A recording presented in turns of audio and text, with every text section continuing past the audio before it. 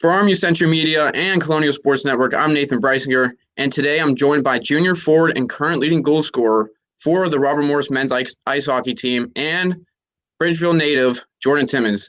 Thanks, Jordan, for joining me today. No problem. Thanks for having me.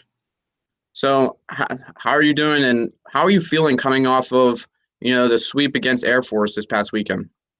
I feel good. It's really hard to go on the road, especially when you're going across the country and get 2 wins against a good team. So I think we're all pretty optimistic about that. We got 2 big games this weekend, and we know Niagara's another really good team, so we got to be ready for them too. So I wanted to sort of start way back in the beginning. How did you sort of get your start in hockey, and what age was that, and what was your first team you played for? I got my start in hockey. My dad coached for Canavan High School when I was really young, so I was always around the rink when he was there. So that's kind of how I got into hockey. And then my stepbrother plays as well. So my little brother plays now too. So we're just definitely a hockey family. The first team I played for was the Mount Lebanon Hornets.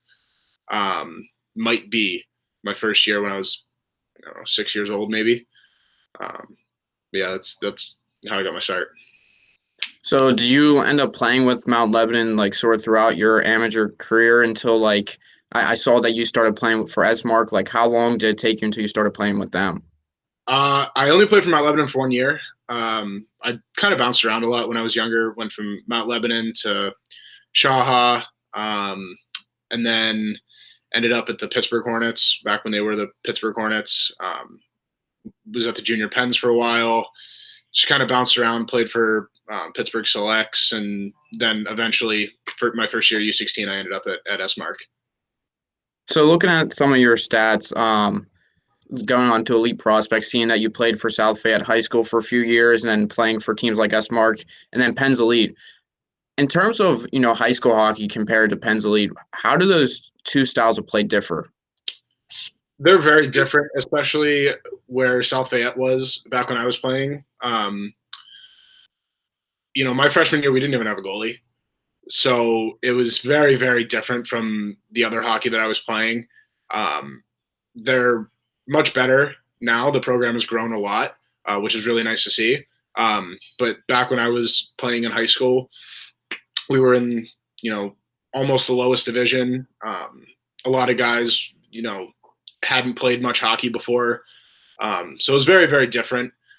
But I had so much fun playing for South Fayette, just to be out there with the guys I go to school with and to play in front of, the people that I go to school with that were there to watch the games, and to represent my school colors. Yeah, I actually went to Baldwin, so I had played South Fayette. I don't think when you were playing, but I think maybe the year after you had left, we ended up playing South Fayette. So sort of that connection of playing against your former team. So that's pretty cool. Yeah. And then moving on to looking at that 2015-2016 season, you played, it says for 4 different teams. And specifically you played for that Penn's Elite 18 U AAA team, and you put up 91 points in 67 games. What went into making that sort of point production happen that season? I think it was a lot of things. Our team was really, really good that year. We won the national championship that year, so obviously we were really good. We had a ton of good players on that team. And I think it was just good team chemistry. We had a stretch, I think, of 25, 26 games where we didn't lose. So we just were going into every game expecting to win. And there were some games we were putting up 6 and 7 goals a game. So it's easy to put up numbers when you're winning by that much. But yeah, I think it was just an overall team effort, and everyone being on the same page on that team. It was just, looking back on it, seems like a very easy season. Now for you personally going into that season, was there a lot of hard work, workouts, and off-season training for you going into that year? Yeah, definitely. It's ever since I started playing at a high level, probably when I was 14, 15 years old, it's been a lot of hard work over the summers. My stepbrother is the same age as me, so we work out together, and now my little brother's in high school too, so he works out with us now. But every summer is, 4 or 5 times a week, getting into the gym and lifting and doing, sprints and cardio and all that kind of stuff. So it's become kind of a routine for us over the summer. So then that year, 2015, 2016, you played for those 4 different teams, parts of those seasons. What was it like trying to balance all those different teams and traveling? What was that all like? It was fun. It was a lot of fun. Playing for South Fayette we made it to the Penguins Cup that year, so that team was good.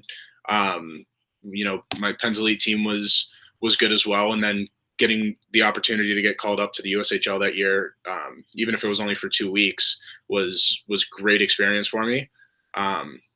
So I'm the kind of person that likes to stay busy. So it was definitely good to be able to have all those different experiences and play on different teams throughout the season.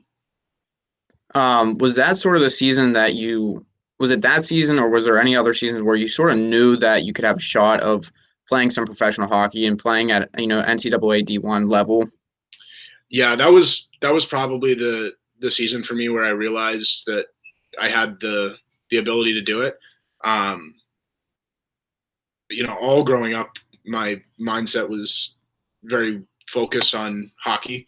And I knew that's what I wanted to do. And I wanted to get to the point that I'm at right now. But that was the first time that I realized that, if I really put my mind to it and put all of my effort into it, 100%, that I could do something special that not a lot of people could. So then moving along, going into the next season following that, you started playing in the USHL more, full time with Muskegon Lumberjacks and Cedar Rapids. What was the transition like moving into that league, and were you living away from home, and what was that like? Yeah, that was it. It was a difficult transition because you go from being, one of the top guys on your team in U18 to being at the bottom of the totem pole in the USHL. So it was very eye-opening for me. I went in and was immediately being scratched and in and out of the lineup. I'm living with a new family in a new part of the country. And I enjoyed it. I enjoyed all my teammates and the programs there, but it was definitely a tough transition. And then I got traded to Cedar Rapids, and it was, I just got called in one night at like 5 p.m. and my general manager said that, we just traded you to Cedar Rapids. You got to be there for practice in the morning. That was the last time I've seen some of those guys from that team, was that night. So I had to be up real early in the morning, leave that family that I was living with and go move to Cedar Rapids. So that whole year was a challenge, but I think it was something that was really good for me. And it was really good for my development as a hockey player as well. So then, you were playing with Cedar Rapids, and then the following season after that, you were named an assistant captain for that team. Was that correct? Yep. What was that like to know that you were a leader on that team, and was that something that was named by the players, or is that a coach's thing? So it's both. The players vote, and the coach has the final say, but he takes into account the players' decisions. And at the beginning of the year, I actually didn't have a letter. There were other guys that had been there longer than me, and had more of a leadership role on the team. But throughout the season, we had one of our captains get traded away. One of our captains was out for 40 out of the 60 games. So we had me, another kid named Graham Slaggert, who's at Notre Dame now, step in and take on captaincy roles, along with Liam Walsh, who's another Pittsburgh guy. And that was something that was pretty special. It was nice to know that, my coach trusted me to have that responsibility, and that my teammates trusted me too. And I think that gave me a lot of confidence that year. So following that season, you ended up playing NCAA hockey for UConn. What sort of went into the decision to play for the Huskies? They were very optimistic about me in the recruiting process. I committed the year right before I went into the USHL is when I committed there, and they were very vocal about wanting me there and gave me a good scholarship, and they're a very good program and a great league. So it was kind of a no-brainer at the time for me to go there. So what was your overall experience like playing for them for the 2 seasons? I mean, I see that it was only 2 points that you had totaled throughout your time there. What was it like, going through those 2 seasons? It was tough because I knew that I had the ability to be an impact player on the team, and I told the coaching staff that. Um, but I only played half the games that I was there, and even when I was playing, it was maybe 3 shifts a game. So it's really hard to make an impact in the game at that point. And I loved the school and I loved all my teammates. I still talk to most of them, like pretty regularly, like on a day-to-day basis. So that was all great, but the hockey side of it, I just wasn't getting an opportunity, and I wanted to move on and go somewhere that would give me a chance to prove that I could play in this league. So going off of, you not getting a lot of playing time for UConn, and then you talk about being scratched in the USHL, was there any other obstacles sort of up to that point that had really, you had to overcome in your hockey playing career?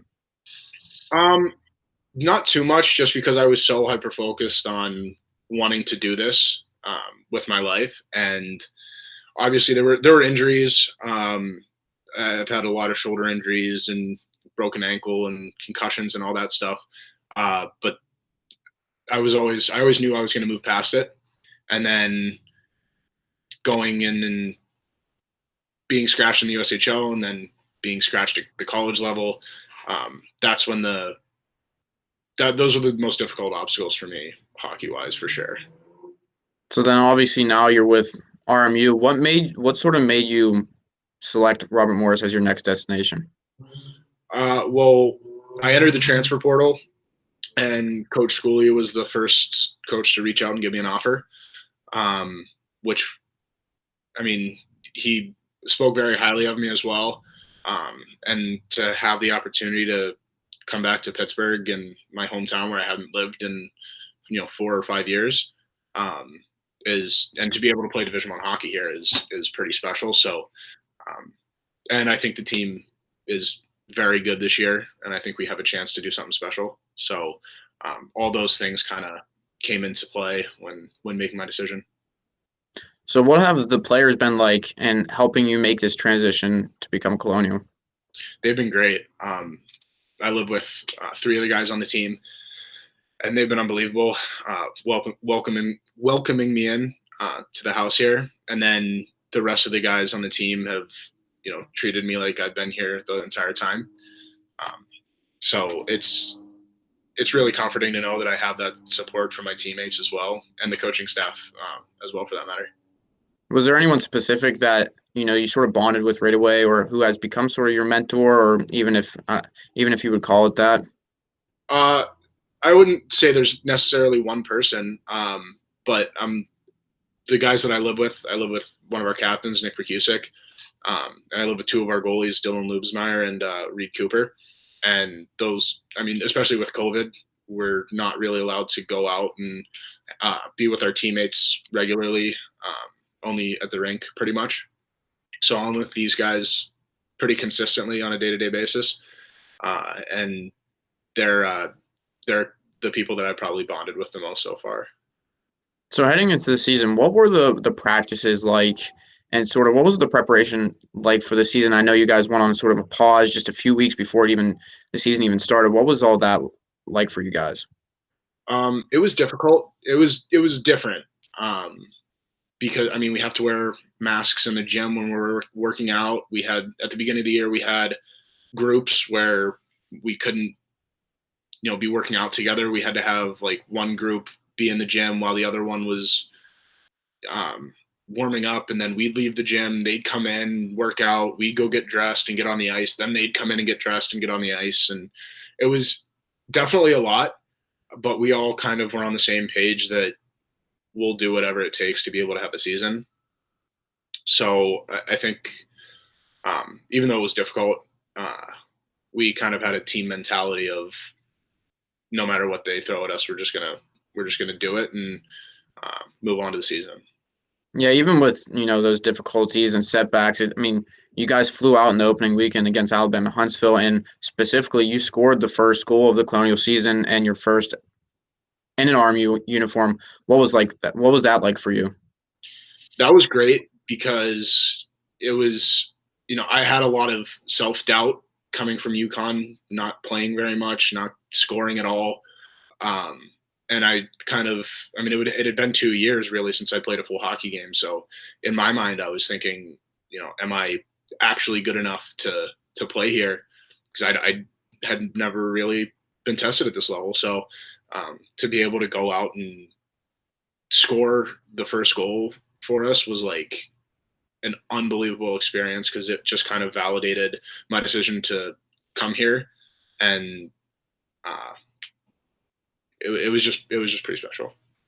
And then, a few weeks later, just this past weekend, you go ahead and you score a natural hat trick. What was that like for you and, helping your team to defeat Air Force? That was great because we came out in that game, and I mean, my first goal was on the first shift of the game. So when you can score on the first shift, it kind of lifts everyone up and gives like an extra boost to the team. So that was great. And then, I mean, to get two more right after it was surreal. I didn't really know what was going on, but I'll take it. So it was a pretty cool experience, and to be able to score the game winning goal in the first period, I mean, shows that my team had my back as well, and we were solid defensively the rest of the game. So yeah. I mean, so how long has it been since like the last time you had a hat trick? I mean, has it been years? The last time I had a hat trick was my second year in the USHL. I can't really remember when it was in the season, but it's been probably 3 years since I had the last hat trick. So what is it like to, sort of get that monkey off your back and know that you can be a player who can produce several times a game? It's great. It gives me a lot of confidence. Now my mindset is very different than going into games at UConn. Going into games at UConn, I was thinking, those couple shifts you get, don't mess up. And now I'm thinking, go out and score as many goals as you can, go out and help the team, and play the style of play that you can. So it's really, really nice to be able to have that mindset again, because I kind of lost it for a while, because that's how I was growing up. It was like there's no limit to what I could do in every game, and now I kind of feel that again. So you finally, get a hat trick for the first time in a while. It's a natural hat trick. It's the first natural hat trick for the Colonials since Cody Wido did it back in 2013, who is the all-time leading goal scorer for the Colonials with 85 career goals. What is it like to know that you're a part of that elite group and along with him in the program and scoring something like a natural hat trick? It's really cool, especially coming from where I was at last year. I didn't really expect, for that to happen. So it's definitely something that's very cool. But my mind is more focused on what our team can do this year, and I hope that we can have our team, be up in the elite categories of the RMU hockey program. So your 6 goals lead the team this year so far this year. What has gone into that? Is it that confidence aspect, or has it been hard work, or has it been sort of both, just coming to fruition and finding that production level? Definitely both. I like to think that I've always been a hard worker, and now I'm just been given an opportunity to let that hard work pay off. So I think that's probably the most important part of it, is the opportunity. But yeah, I think it's hard work as well, and it's having a good team around you. So this week you were named the Atlantic Hockey Player of the Week. Like you keep saying, thinking back to last year, you didn't realize you didn't think you would be in this type of spot and position. What does that mean for you to receive an honor like that just a few weeks into this season? It's definitely a confidence boost. My roommate Nick Berkusik got that award the first weekend, and I know how good of a player he is. So to be in a category with him is pretty special. But yeah, I think more than anything, it's just a confidence boost. Now I can, think that anytime I go on the ice, I can score. So going off of, so you get the Atlantic Hockey Player of the Week honors, and then talking about Cody Widom being part of that elite group. What, in terms of memorable moments in your hockey career, what has been the most memorable moment? The most memorable moment of my whole hockey career? Yeah, I know I'm sort of jumping back, but I'm just curious. It came to my mind. Well, the first thing that comes to mind is winning the national championship with my U18 team. I mean, I can remember pretty much all the national champion winners from the time that I was like 10 years old. So to think that we're maybe in someone else's mind as being in that category, and it was the first one that a Pens Elite team has ever won. So that was probably the most special moment of my hockey career. That's pretty cool. So and then going back to, talking about, so obviously you've been putting the puck in the back of the net and your goal scoring has been on display, but me personally, I mean, watching the games, coming and writing about them, I've noticed your physicality on the ice. It's just been very noticeable. How do you balance between goal scoring and being physical without sort of crossing the line, and how does that sort of mesh into the type of player you are? Well, I think the physicality aspect of it kind of plays into the goal scoring because, I mean, if you watch, I think every single one of my goals has been like a foot away from the net. So you have to kind of be physical in that area. But I think it's just an important part of my game because I am big and heavy, and I think that's the way I need to play. I'm not the fastest guy and don't have the greatest hands, but I use the attributes that I do have to my advantage. So, I think, getting down in the corners and, making hits and turning pucks over, stuff like that is all, a really important aspect of my game.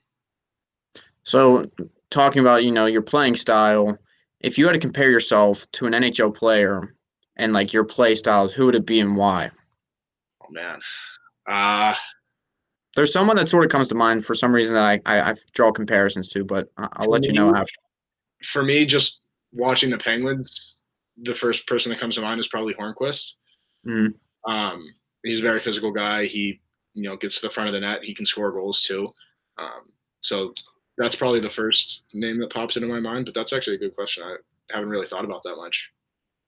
For me personally, I mean, it may be an insult because it's a Washington Capitals player, but I kind of see comparisons between you and Tom Wilson, just because you can, both lay the boom, and then you guys. I mean, for Tom Wilson, he's really, increased his production level, but seeing you being able to score and hit like that, that's what it sort of reminded me of. So, yeah. I'll take that. So right now for the team, you guys are 5-2 overall, 3-1 in the conference. What can you say about the team's success so far through the season? I'm very happy, I guess. I don't know if happy is the right word, but sort of proud of the team because we weren't really sure if we were even going to have a season, and to be able to start the year off the way we did at 5-2 is pretty good. But we definitely still have a lot of work to do. We want to be in that number one spot in Atlantic hockey, and we want to make it to the tournament. We want to win a national championship. So we definitely have high expectations. And I think starting off the way we did is a good way to start that the season that we have in mind. You sort of stole one of my last questions. Took the words out of my mouth about expectations for the rest of the season. So, but my other question I did want to ask was, you're returning to Pittsburgh, and you're going to have the ability to play in front of your friends and family, but not being able to do that this year. What has that been like? Obviously, when I decided to come back here, I was excited that my family would be able to come watch. And even though they can't be there physically, I know that they watch every game, and to know that they're only a couple miles away, it's still comforting for sure. And hopefully in the second half of the season we can sort of get back to a little bit of normalcy and maybe get some fans back at the games. So I know, we talked about this earlier, or you talked about it earlier in the interview, but I do want to jump back on it. So you talked about your brother and you said your stepbrother, Yeah. both are playing. Who do they play for? My stepbrother plays for Ferris State, up in Michigan, and then my younger brother plays for the Pittsburgh Predators. What's your older brother's name? Connor Fedoric, Okay, and then your younger brother. Greg Timmons. Okay, I was just curious because so you talk about working out with them, and how is working out with them? How has that sort of motivated you? And is there sort of, do you see like that sort of bloodline with you and your um blood related brother, and then obviously with your stepbrother? Is it just something within the family that has led you guys to hockey?